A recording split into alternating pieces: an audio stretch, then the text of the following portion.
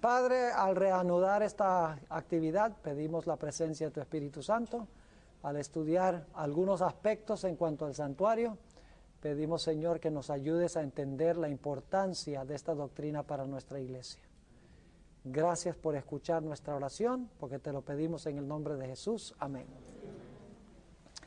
Yo tengo una serie de temas que están en ese MP3 que les mencioné esta mañana. En inglés se llama Catching Up to Jesus.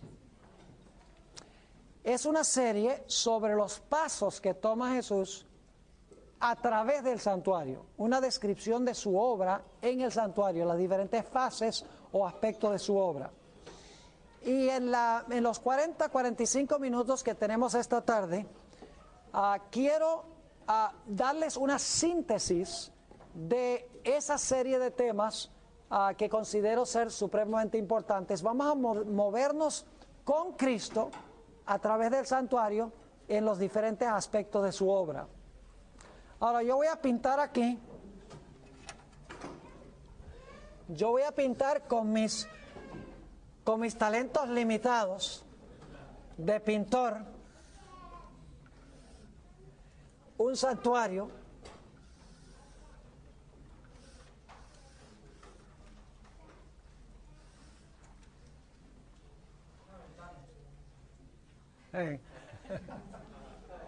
sí, para entenderlo tiene que usar la imaginación. Esta es una mesa, y voy a poner aquí 12. Aquí en el sur estaba el candelabro, aquí estaba el altar de incienso, y entonces en el lugar santísimo estaba el arca del pacto.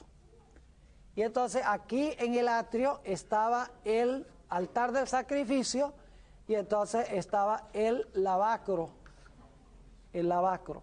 Y alrededor del santuario estaba lógicamente el campamento. Había tres tribus.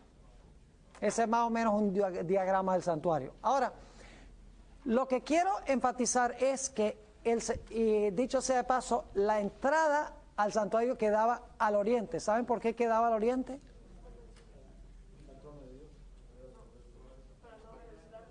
O sea, se quedaba al este. Cuando la gente adoraba hacia el santuario, ¿en qué localidad estaba el sol? A su espalda. Todas las naciones paganas adoraban con el rostro hacia el sol. Pero Dios hizo el santuario de tal manera que cuando adoraran hacia el santuario, el sol estuviera a sus espaldas. Y en Ezequiel 8:16 dice que en esa época la gente estaba con su rostro encorvados adorando al sol. Es decir, adorar al sol es darle la espalda a Jehová. Y adorar el domingo también es darle la espalda a Jehová, porque Dios ha escogido el sábado como su día de reposo. Ahora,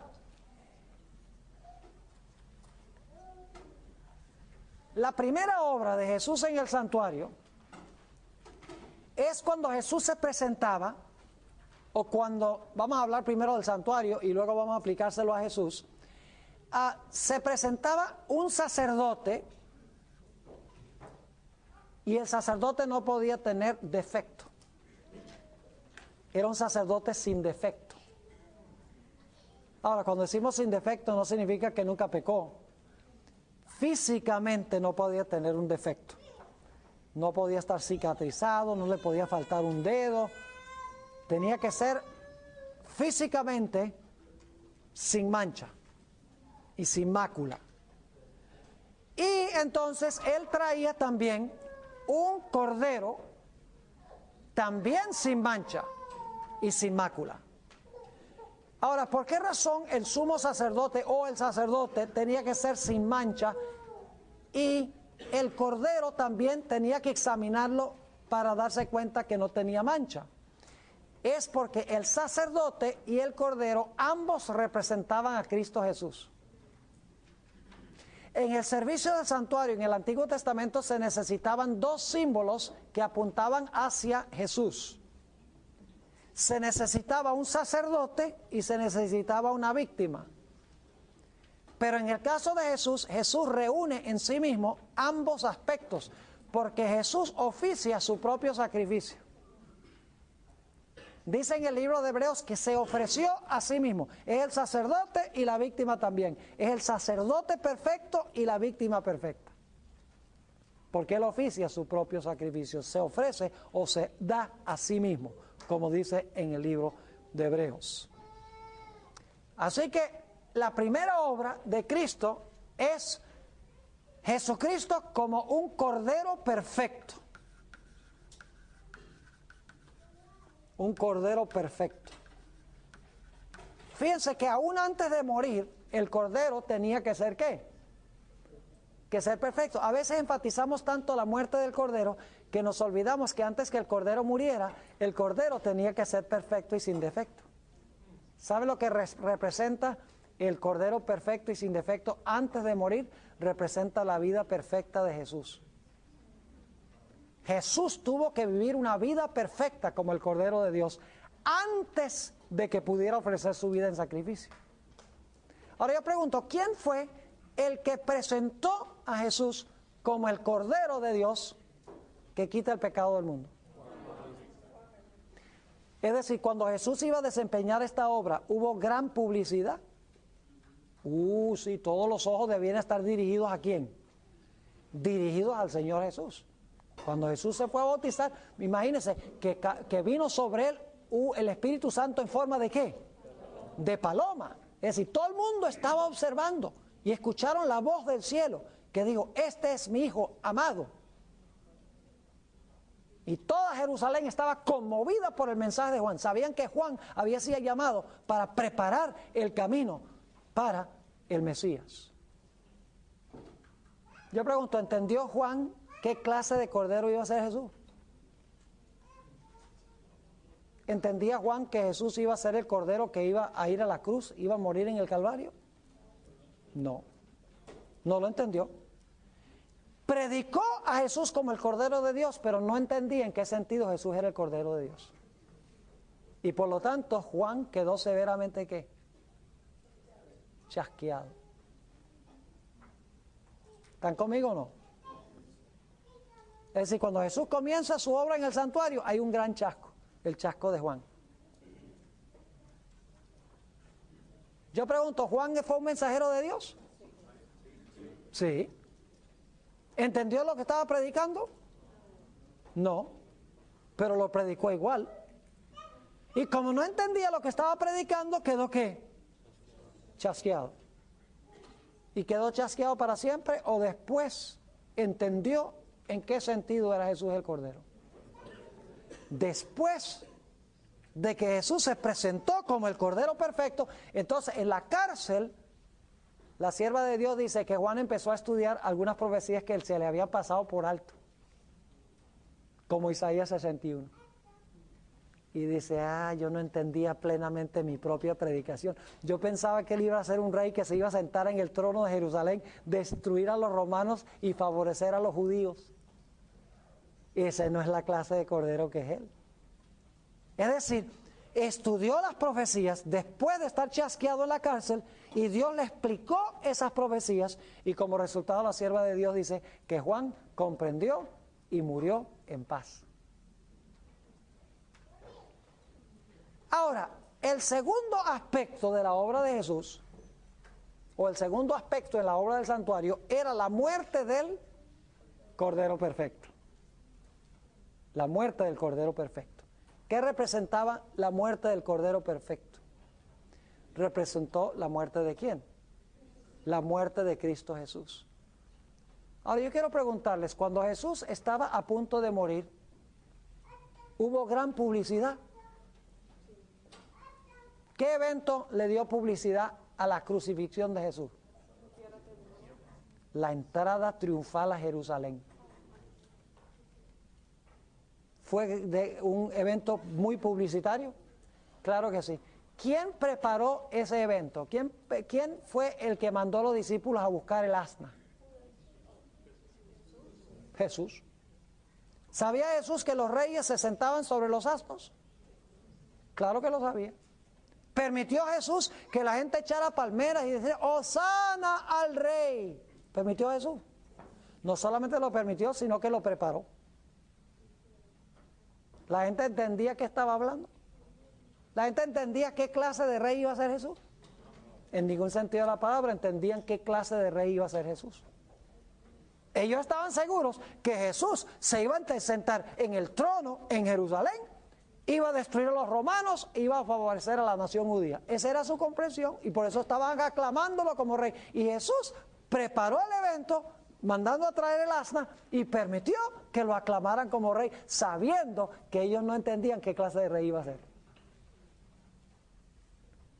¿Cómo podía Jesús ser un partícipe de un engaño tal?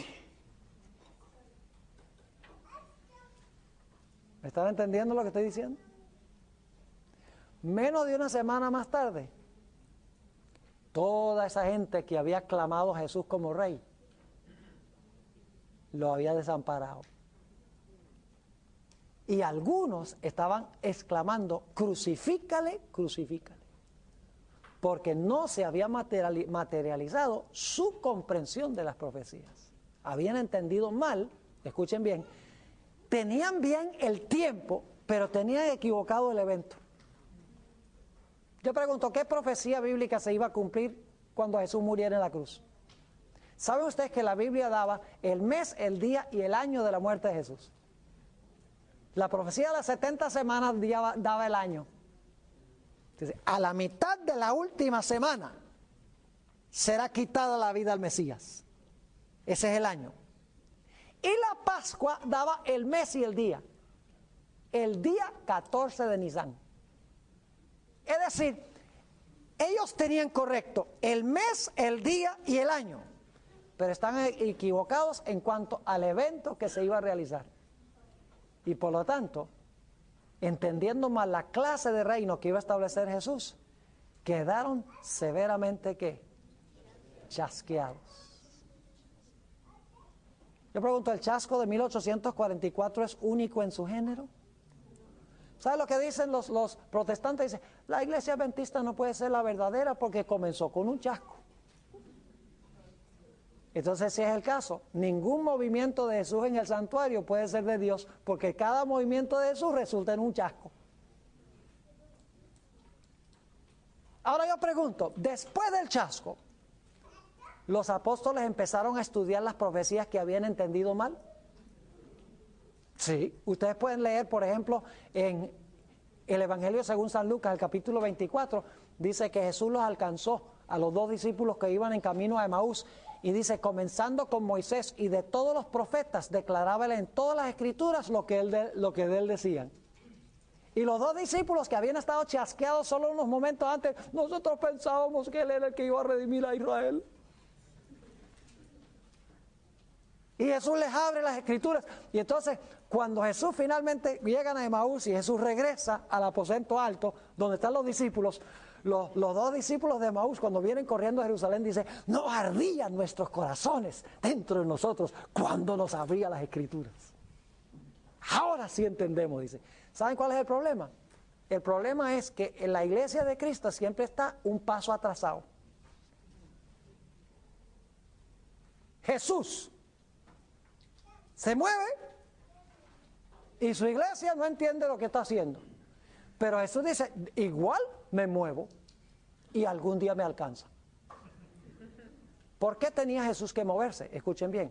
¿Había una fecha exacta para el bautismo de Jesús? ¿Sí o no? La profecía de las 70 semanas marcaba el momento cuando Jesús tenía que ser bautizado, en el otoño del año 27. ¿Qué iba a hacer Jesús? Iba a decir, no, porque Juan el Bautista no entiende bien lo que yo voy a hacer, no entiende qué clase de cordero soy yo, me voy a esperar. No, porque había un calendario de eventos.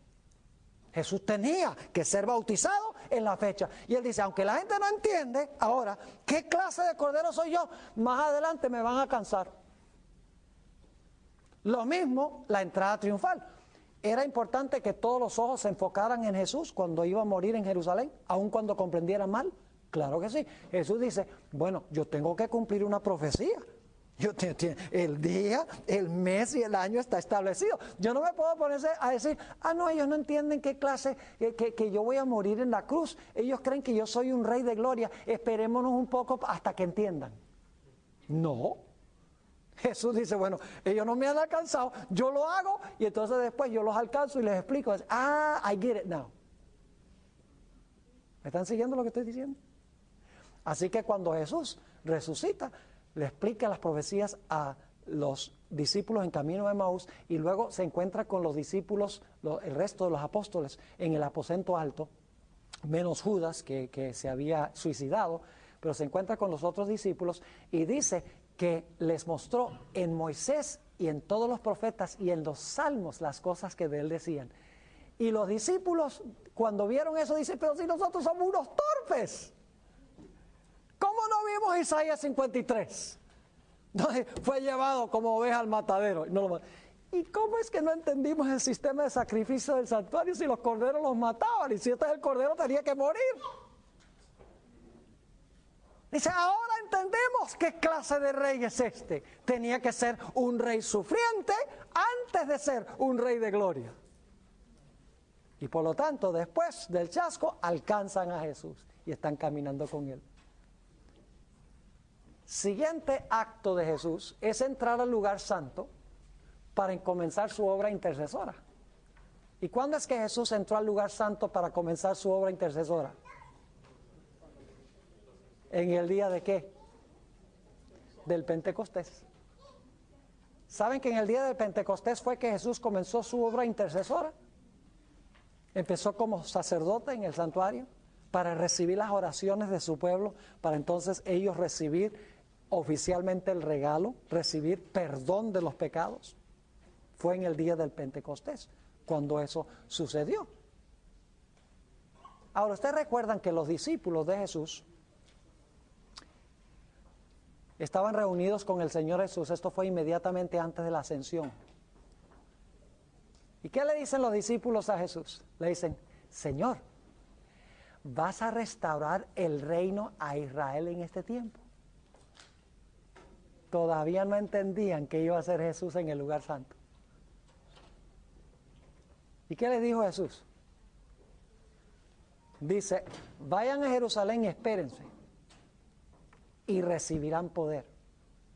Y me serán testigos en Jerusalén, Judea, Samaria y hasta los lugares más lejanos de la tierra. Y luego, fíjense qué chasco se llevan. Le están preguntando a Jesús si va a establecer el reino y Jesús lo que hace es irse.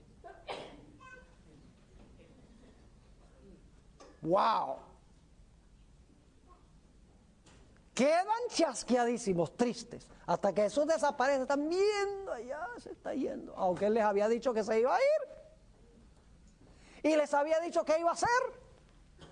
Lo pueden encontrar en Lucas 24. Les había dicho, yo me voy al Padre, les voy a mandar el Espíritu Santo. Lo había dicho durante 40 días. Pero eran torpes de entendimiento. Y Jesús tenía que empezar su obra el día del Pentecostés, porque la fiesta judía decía que 50 días después de las primicias tenía que empezar su obra intercesora. Pero su pueblo no lo alcanzó. Entonces Jesús dice, no hay problema, yo sigo adelante, yo me voy y sigo adelante, después me alcanza. Y por 10 días antes del día del Pentecostés, Pedro y los discípulos se sientan y empiezan a estudiar las profecías que no entendieron. ¿Por qué se fue? Dicen ellos. ¿Por qué razón no estableció el reino a Israel como nosotros pensamos? Empezaron a estudiar. Y cuando vino el día del Pentecostés, ya el apóstol Pedro tenía una comprensión cabal de lo que Jesús había ido a hacer al santuario. Ustedes leen su sermón en Hechos, el capítulo 2, van a encontrar que Pedro había estudiado las profecías después del chasco de Jesús, haberse ido, en vez de establecer el reino. Ahora Pedro entiende y predica su tremendo sermón en el día del Pentecostés. Y dice, lo que pasa es que Jesús ahora es intercesor y nosotros podemos ir ahora a llevar nuestros pecados allá para que los pecados reciban perdón porque Él ya pagó. Ahora podemos recibir el pago que Él hizo. Él es el Salvador de Israel ahora y podemos recibir perdón de pecados. Y predicó ese sermón en el día del Pentecostés. Y la Biblia dice que ese día 3,000 clientes fueron a Jesús en el santuario llevándole sus pecados. Y recibieron ellos también el don del Espíritu Santo. Es el mismo proceso otra vez. El pueblo siempre anda un paso atrás. Ahora llegamos al año 1844. Vaya, la iglesia adventista es una falsa iglesia, dice la gente, porque se originó con un chasco. Entonces el Pentecostés fue también falso. Y la muerte de Jesús también, porque la gente entendió mal y sufrió un chasco, tampoco era de Dios. Y cuando Juan el Bautista predicó y entendió mal, su mensaje tampoco era de Dios. Es absurdo. Nada más porque la gente no entiende, no significa que no es de Dios. Los mileritas predicaron que Jesús venía, primero en 1843 y luego el 22 de octubre de 1844. Ellos lo predicaron. ¿Estaban equivocados en cuanto al evento, sí o no? ¿Estaban equivocados en cuanto al evento que se iba a realizar? Sí. ¿Estaban correctos en cuanto a la fecha? Sí, señor. ¿Qué clase de rey estaban esperando ellos? Estaban esperando que Jesús viniera en su segunda venida, destruyera el mundo, hiciera cielo nuevo y tierra nueva, y entonces ellos disfrutaran de la eternidad. ¿Pero qué pasó? El 22 de octubre de 1844, el mensaje que ellos habían predicado no se realizó. Yo pregunto, ¿comprendieron mal el mensaje que estaban predicando? Sí. Los de la entrada triunfal también no entendían bien el mensaje que estaban predicando en cuanto a qué clase de rey era Jesús. Claro que sí. No entendieron y por lo tanto cuando vino el 22 de octubre de 1844, ¿qué sufrió toda esa gente? Sufrieron un terrible chasco. Y ese chasco se da a ver en la famosa profecía de Apocalipsis, el capítulo 10. La profecía del librito. Es el mismo libro que habla Daniel, donde dice, cierra las palabras y sella el libro hasta el tiempo del fin. Pero en el tiempo del fin, el librito será abierto, muchos correrán de aquí para allá, el libro va a ser abierto y el conocimiento, la ciencia de la profecía de este librito se va a aumentar. Y ellos, bueno, cuando antes de 1844, este ángel desciende ahora con este libro abierto en la mano de Apocalipsis 10, el mismo librito, ahora empiezan a estudiar las profecías. ¡Wow! Ahora entendemos la profecía de los 2300 días. Jesús viene el 22 de octubre de 1844. Esa experiencia fue muy dulce para ellos. Se comieron el librito. Anhelaban que Jesús viniera. Pero ¿qué pasó cuando Jesús no vino? Cuando Jesús no vino, el pueblo sufrió un terrible ¿qué? Un terrible chasco. Yo pregunto, después del chasco, los pioneros se sentaron otra vez a estudiar la Biblia para ver a dónde se habían equivocado. Sí, señor. Por ejemplo, estudiaron de nuevo la profecía de Daniel 7. Que Guillermo Miller decía, donde dice que el Hijo del Hombre viene en las nubes. Y dice, esa es la segunda venida. Lo único es que no tuvo cuidado en su lectura. Porque ahí no dice que el Hijo del Hombre venía en las nubes a la tierra, sino que dice que iba en las nubes al anciano de grande edad para hacer la obra de juicio. Y empezaron a estudiar, dijeron, de verdad, que ahí no dice que iba a venir a la tierra, ahí dice que iba a entrar a la presencia de su Padre para desempeñar el juicio, para entonces heredar su reino, porque solamente entonces sabría quiénes son los súbditos de su reino. Habiendo hecho el juicio, ya sabe quiénes son los súbditos de su reino, y su reino está ya compuesto de la gente que ha juzgado. Estudiaron otra profecía, la parábola de Jesús, donde dice a sus discípulos, ustedes estén preparados para cuando el esposo regrese de las bodas.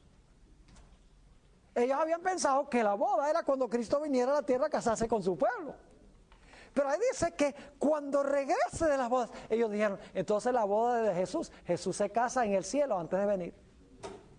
En Lucas 12 dice claramente eso. y empezaron a estudiar todas estas profecías. Dijeron, no, pero si nos equivocamos nosotros de evento. La fecha estaba bien, pero nos equivocamos en cuanto a lo que Jesús iba a hacer. Ahora, ¿ustedes creen que hubiera sido sabio para Jesús decir, bueno, mi pueblo no sabe qué es lo que yo voy a hacer? Así que en vez de yo meterme al lugar santísimo ahora, yo voy a esperar hasta que ellos entiendan. No, porque había una fecha exacta en que Jesús tenía que entrar al lugar santísimo. El día de expiación, al concluir los 2300 días. ¿Sí están conmigo o no están conmigo? 1844 no es único en su género. Pasó 3 veces antes. Hubo chascos, porque la gente no entendía lo que estaba predicando. Después del hecho, estudian las profecías y ahora sí entendemos y alcanzan a Jesús. 1844, repito, no es único en su género. En realidad es uno de 4 chascos que tenemos cada vez que Jesús se mueve. El pueblo no entiende, pero después que Jesús empieza su obra, entonces el pueblo entiende. Ahora necesitamos ir al siguiente paso. En 1844 el Señor Jesucristo comenzó el juicio de los muertos. Pero muy pronto, y nadie sabe cuán pronto, el Señor Jesucristo va a comenzar el juicio de los vivos. ¿De acuerdo? Va a comenzar el juicio de los vivos. ¿Saben qué es lo que va a marcar el juicio de los vivos? Va a haber gran publicidad en la tierra anunciando que el juicio de los vivos ha llegado. Yo pregunto, ¿con Juan el Bautista hubo gran publicidad en cuanto a Jesús presentándose como Cordero? Sí. Cuando Jesús iba a morir, ¿hubo gran publicidad inmediatamente antes de su muerte? Sí. En el día del Pentecostés hubo gran publicidad en esa fiesta cuando todos debían ir a Jerusalén en cuanto a lo que Jesús iba a hacer. Claro que sí. 1844, el movimiento milenita, hubo gran publicidad en cuanto a algo grande que iba a suceder. Claro que sí. ¿Ustedes creen que cuando va a comenzar el juicio de los vivos va a haber gran publicidad en algún evento en la tierra? Claro que sí. ¿Y saben cuál evento es ese? Cuando desciende el 4º ángel de Apocalipsis 18. Donde dice que desciende un ángel poderoso del cielo, teniendo gran poder, y dice, y toda la tierra fue ¿qué? Alumbrada de su gloria. Y luego, ¿qué hace ese ángel? El ángel proclama que Babilonia ha caído y llama al pueblo de Dios a salir de Babilonia. Escuchen bien, cuando ese mensaje se esté dando en el planeta Tierra, nosotros sabremos a ciencia cierta que el juicio de los vivos ha iniciado en el cielo. No podemos poner una fecha, pero ese será el anuncio terrenal del evento celestial. Y quiero que decirles algo, que para ese tiempo la iglesia tiene que haber alcanzado a Jesús. Porque una vez que se cierre la puerta de la gracia, ya nadie podrá alcanzarlo. ¿Están conmigo? Es vital esto. Los primeros 4 pasos todavía había opción cuando pasaba el evento, pero cuando termine el juicio de los vivos ya no hay opción. Si no alcanzaste a Jesús, ya te quedaste por fuera. Y luego entonces viene el momento, cuando termina el juicio de los vivos, en que Jesús ahora cierra el servicio del santuario, cierra la puerta de la gracia y se cambia sus vestiduras sacerdotales a sus vestiduras reales. Ahora, yo no sé si ustedes se han dado cuenta que aquí hay varias funciones de Jesús en el santuario. Primero está Jesús como Cordero perfecto. Luego está Jesús como Cordero que muere. Es decir, que el atrio tiene que ver con Jesús como sacrificio.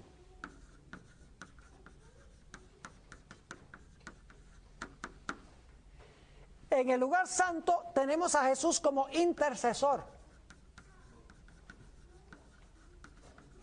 a base de su sacrificio. En el lugar santísimo tenemos a Jesús como ¿qué? Como juez. Y cuando termine su obra como juez, ¿cuál función desempeñará Jesús? Jesús vendrá como rey. Una persona una vez me dijo, para que se fijen otra vez cómo Elena White tenía razón, me dijo, la hermana White dice que Jesús se va a cambiar sus vestiduras sacerdotales a sus vestiduras reales y eso marca el cierre de la puerta de la gracia, cuando se quita sus vestiduras de sacerdote y se viste como rey. Dice, ¿dónde está eso en la Biblia? Wow, y de verdad, como decimos en Colombia, me corchó. Porque en verdad yo no podía pensar de ningún versículo de la Biblia que dijera que Jesús se iba a cambiar la ropa de sacerdote y no iba a interceder más y se iba a poner su vestidura como rey. Hasta un día estaba sentado yo y me pongo a pensar y digo, oye, en Hebreos dice que Jesús ahora está vestido como sumo sacerdote. ¿De acuerdo? Que Jesús ahora está en el santuario vestido como sumo sacerdote. Pero entonces leí Apocalipsis 19 y dice, pero en Apocalipsis 19 dice que cuando venga, viene vestido como rey de reyes y señor de señores. Así que antes de eso tiene que haberse cambiado.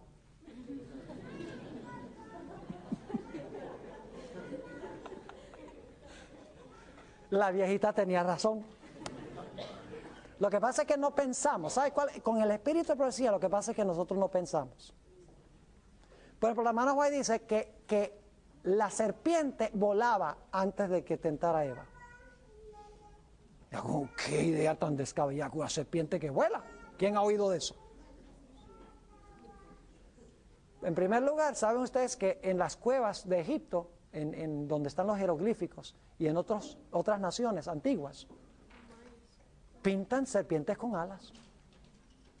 Quiere decir que eso va a una memoria original. En segundo lugar, si tan solo usamos un poquito nuestro poder de razonar, cuando la serpiente fue usada por Satanás como su medium o como su instrumento, Dios le dijo a la serpiente, de ahora en adelante te vas a arrastrar y vas a comer polvo. Si ya se estaba arrastrando y comiendo polvo, eso no hubiera sido ningún castigo. ¿Verdad? Tiene que ser que antes no se estaba arrastrando y comiendo polvo, porque si ya se estaba arrastrando y comiendo polvo, eso no hubiera sido ningún castigo. Así que es perfectamente razonable lo que dice Elena G. White. Por ejemplo, Elena White también dice que Dios, que el huerto del Edén fue un trasplante del cielo a la tierra. Era un pedazo del cielo en la tierra. Y dice que antes del diluvio, ese pedacito del cielo en la tierra fue llevado al cielo de regreso. Y por mucho tiempo yo me pregunté, ¿dónde dirá la Biblia que el huerto del Edén estaba en el cielo antes de estar en la tierra, cuando Dios lo trasplantó acá? ¿Y dónde dirá la Biblia que ese huerto del Edén va a ser restaurado de nuevo? Y entonces un día estaba leyendo en Ezequiel 28, donde hablando de Lucifer dice, antes de su caída, dice, en Edén, en el huerto de Dios estuviste. Y eso está hablando no después de antes de la caída, léanlo. Dice, en Edén, en el huerto de Dios estuviste. Ahora, si Lucifer antes de caer en el pecado, estuvo en el Edén, el huerto de Dios, porque dice Edén, huerto de Dios, entonces el huerto de Dios tiene que haber estado en el cielo, porque ahí era que vivía Lucifer. Y de que el huerto del Edén haya sido quitado de la tierra para ser llevado al cielo, tiene perfecta lógica, porque si ustedes leen el libro de Apocalipsis, ahí habla del mismo árbol de vida y el río que estaba en el huerto del Edén originalmente. Es decir, Dios va a restaurar aquello que existió en el huerto del Edén originalmente. Dime. Entonces la creación no fue creado el huerto del Edén, todo fue la creación. El huerto del Edén. Y después el huerto del Edén fue. Sí, Dios trajo el huerto del Edén y lo puso ahí. Cuando ya está todo. Exacto. Y por esa razón es que el huerto del Edén era un lugar especial en la tierra. Toda la tierra no era un huerto del Edén. El huerto del Edén era un lugar especial en la tierra. Y eso lo sabemos porque la Biblia dice que cuando Adán y Eva pecaron, fueron expulsados del Edén a la tierra y fueron colocados querubines a la entrada del huerto del Edén. Obviamente el huerto del Edén estaba cerrado por un muro. como la santa ciudad Nueva Jerusalén está encerrada por un muro. Muy interesante. Ahora, ese es un desvío, ¿verdad? Pero es para mostrarles que lo que dice la hermana White no es tan descabellado, no es tan ridículo. Si tan solo pensamos y buscamos en las Escrituras, estas cosas las vamos a encontrar. La hermana White no dice nada que no esté en la Biblia. Si lo buscamos, lo que pasa es que somos demasiado flojos para buscarlo. Lo queremos todo así masticadito. Pero hay que buscar, la Biblia, Jesús no dijo leed las Escrituras, dijo escudriñar las Escrituras. Así que Jesús se cambia sus vestiduras sacerdotales a sus vestiduras reales, se cierra el lugar santísimo. Ya no es más sacerdote. ¿Y ahora qué viene como resultado? Antes de que Cristo venga, viene el tiempo de angustia cual no se ha visto jamás en la historia del mundo. Durante ese tiempo tendremos que vivir ¿cómo? Sin intercesor. ¿Por qué tendremos que vivir sin intercesor? Porque Jesús se quitó las vestiduras sacerdotales. ¿Estamos bien? Y algunos se asustan. ¿Ve? El problema es que nosotros a veces lo que hacemos es tratar de asustar a la gente para que sirvan a Dios. Justificación por el temor. Righteousness by fear. Decimos, oh, Dios te va a dejar solo aquí. Escuchen bien. El Espíritu Santo se va a retirar no para los justos, sino para los impíos. Los justos ya no van a necesitar intercesor. Los impíos que habrán tomado su decisión final no tendrán intercesor, porque ya habrán tomado su decisión final de rechazar a Jesús. Miren, si el Señor Jesucristo abandonara el planeta Tierra, durante el tiempo de angustia no sobreviviría nadie. Jesús todavía estará aquí con su pueblo durante el tiempo de angustia, protegiéndolo. O es que ustedes conocen ese texto que dice, donde dice Jesús, he aquí estoy con vosotros hasta el fin del cierre de la gracia.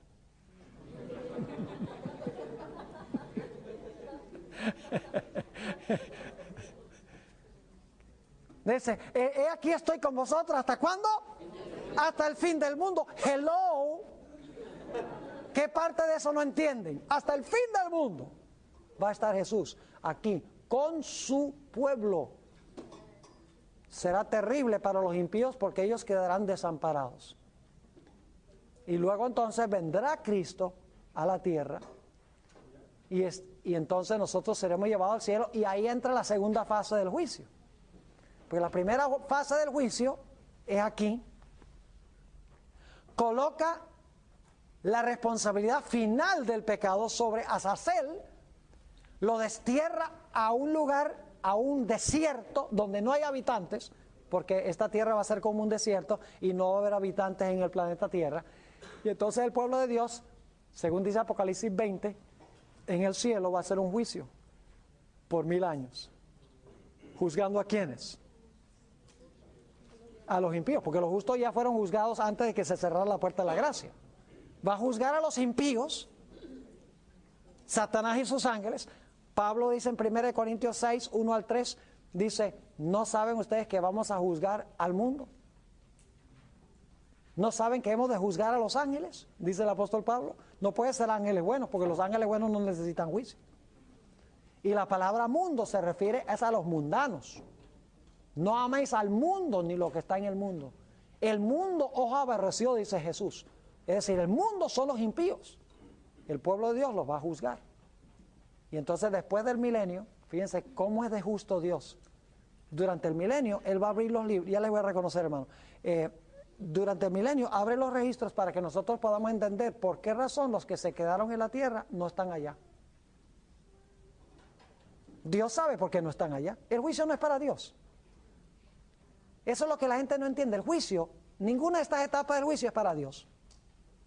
El juicio es para los habitantes del universo que no conocen todo. Dios sabe todo. Dios podría decir, estos salvos, estos condenados. Y la gente dice, ¿y por qué? Porque yo digo. ¿Qué permanecería en las mentes de la gente? Entre los salvos está Saulo de Tarso. Asesino. Que no hacía sino blasfemar el nombre de Jesús. Y está entre los salvos. Y ese pastor que tan bonito predicaba entre los perdidos. ¿Y por qué? Dios dice, lo voy a dejar todo en blanco y negro. Voy a abrir los libros y le voy a mostrar a todo el mundo. ¿Por qué este grupo se salvó y por qué este grupo se perdió? Y para ver si están de acuerdo en cada caso. Y fíjense que durante el milenio vamos a ver por qué razón algunos que esperábamos que estarían ahí no están. Y por qué algunos que no esperábamos que estuvieran ahí están. Y cuando termine el milenio, todo su pueblo en el cielo va a decir, justos y verdaderos son tus caminos, oh Jehová. Pero fíjense que Dios es un Dios tan grande que Él no va a destruir a los impíos sin que ellos mismos estén de acuerdo de la justicia de su sentencia. ¡Wow! ¿Qué Dios es ese? Después del milenio, Satanás y sus ángeles estarán fuera de la ciudad y todos los impíos estarán reunidos ahí. Y Dios va a mostrar en visión panorámica lo que nosotros vimos durante el milenio. Dios se los va a mostrar a los impíos y a Satanás y sus ángeles. Dice la sierva de Dios que se va a repetir en visión panorámica toda la historia del planeta Tierra, de comienzo a fin. Y la decisión que cada persona tomó dentro del curso de la historia, las oportunidades que cada una de esas personas tuvieron y que rechazaron. Y cuando termine de verse ese gigantesco panorama, este es el clímax del gran conflicto, se va a cumplir lo que dice Apocalipsis el capítulo 15, versículo 2 al 4, donde dice que se va a inclinar todo el universo. Satanás y sus ángeles van a doblar sus rodillas. Y todos los impíos van a doblar sus rodillas. Y van a decir, justos y verdaderos son tus caminos, oh Jehová. Tú has sido justo en excluirnos de la santa ciudad. Solo en ese momento todo el universo está en perfecta armonía. Los seres celestiales han visto cada caso, dicen Dios hizo bien. Los justos han visto todos los casos, estos salvos está bien, los perdidos está bien. Satanás y sus ángeles y los impíos habrán visto los casos y dicen, justamente Dios nos ha tratado. Solo en ese momento, cuando todo el universo está en perfecta armonía, es que Dios puede destruir el pecado y los pecadores. Pero aún así, fíjense, Satanás se levanta después de arrodillarse. Y como es Satanás, algunos dicen, ¿por qué Satanás va a atacar la ciudad si él ya sabe de Apocalipsis que va a perder? ¿Ustedes creen que Satanás lee Apocalipsis 20? ¿Ustedes creen que Satanás ya sabe que dice ahí que no va a poder con la ciudad y que va a caer fuego y lo va a consumir? Claro que sí. Entonces, ¿por qué va a pelear? Escuchen bien, porque es el diablo. Él alberga hasta último instante que puede contrariar lo que Dios dice. Todo el tiempo ha tratado de contrariar. ¿Acaso él no sabía que la Biblia dice que cuando Jesús naciera, que Jesús lo iba a vencer, le iba a dar el golpe mortal en la cabeza? ¿Él acaso no sabía eso? Claro que lo sabía, pero él dice, de pronto yo puedo contrariar esa profecía. Y hasta último momento él dice, yo voy a poder contrariar esa profecía del milenio. Y dice la sierva de Dios que cuando ve esas muchedumbres fuera de la santa ciudad, que son como la arena del mar, dice. ¿Sabe que la hermana White dice que ese ejército que se prepara para atacar la ciudad es más numeroso? Escuchen lo que ella dice. Ese ejército es más numeroso que todos los números de los soldados en todos los ejércitos que han peleado en todas las batallas en toda la historia del planeta Tierra. Así de grande es ese ejército. Y dicho sea de paso, ese tiempo entre cuando la ciudad desciende y cuando los impíos son destruidos es mucho más largo de lo que hemos pensado. Mucho más largo tiempo. Eso no es que la ciudad desciende, los impíos, ¡vamos contra la ciudad! Y ya, no. ¿Cuánto tiempo tomaría organizar un ejército tan numeroso como todos los ejércitos que han peleado en todas las batallas, en toda la historia del planeta Tierra? La hermana White dice que cuando finalmente se emprenden para atacar la ciudad, dicen que marchan con precisión militar. Fueron a boot camp. Es decir, hubo un largo periodo de práctica. Y este es el clímax. Después, fíjense que después que se levantan, después de decir justos y verdaderos son tus caminos, oh Jehová, Satanás y sus ángeles se paran, todos los impíos se paran, y Satanás empieza a meterse entre ellos y dice, vamos a atacar la ciudad. Pero ahora todos los impíos del planeta Tierra miran con odio a Satanás. Este es verdaderamente el clímax del conflicto. Los impíos nunca atacan la ciudad. Este es un mito que se ha creado en el adventismo, porque nos gustan los sensaciones. Preparan el ejército y cuando están atacando, entonces Dios, no. Nunca atacan la ciudad. ¿Saben cómo mueren los impíos? Atacando a Satanás. Lean el conflicto de los siglos, el último capítulo, y Ezequiel, la hermana White lo adquiere de Ezequiel 28, 2 al 10. Dice que las naciones iban a desenvainar sus espadas contra la hermosura de tu resplandor. Dice allí, hablando de Lucifer, del mismo personaje. Eso demuestra que los impíos ahora le dan la razón ¿a quién? Le dan la razón a Dios. Si atacara la ciudad, indicaría que no le habían dado la razón ¿a quién? A Dios. Pero el hecho de que atacan a Satanás y sus ángeles ahora demuestra que reconocen quiénes son los verdaderos culpables del gran conflicto. Y entonces Dios en su misericordia llueve fuego del cielo y los consume. Y entonces hace un cielo nuevo y una tierra nueva. Usted le pregunta a un cristiano por ahí, ¿por qué vino Cristo a la tierra? Oh, para salvarme a mí. Sí, vino a eso. Pero hay un propósito mucho más grande, que es vindicar el carácter de Dios ante el universo. Exonerar a Dios de todas las acusaciones que ha lanzado Satanás en contra de Dios. Ese es el propósito grande del gran conflicto entre el bien y el mal, por el cual Dios ha permitido que el conflicto continúe, para que cuando Dios acabe con el pecado y con el mal, todo el universo esté de acuerdo de que Dios es justo y Dios es amoroso en su forma como trató a cada una de las personas. Y entonces Dios hará un cielo nuevo y una tierra nueva a donde habita la justicia.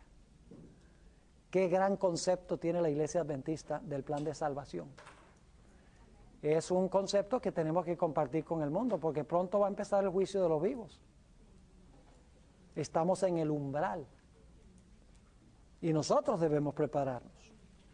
Y nosotros debemos también anunciar esto y preparar a otros para ese solemne evento del juicio de los vivos.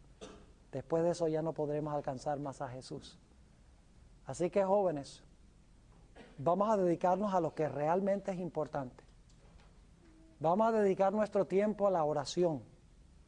Vamos a dedicar nuestro tiempo al estudio intenso de la palabra de Dios. Vamos a dedicar nuestro tiempo a testificar a otros. Vamos a dedicar nuestro tiempo para llegar a la iglesia temprano, para la escuela sabática. Vamos a estar allí para el culto divino. Vamos a involucrarnos en alguna función en la iglesia. Activémonos en la iglesia. Reavivamos nuestra experiencia espiritual con el Señor Jesús, porque el tiempo es corto. Oremos. Padre, te damos gracias por el maravilloso cuadro del plan de salvación que tú nos has dado como pueblo.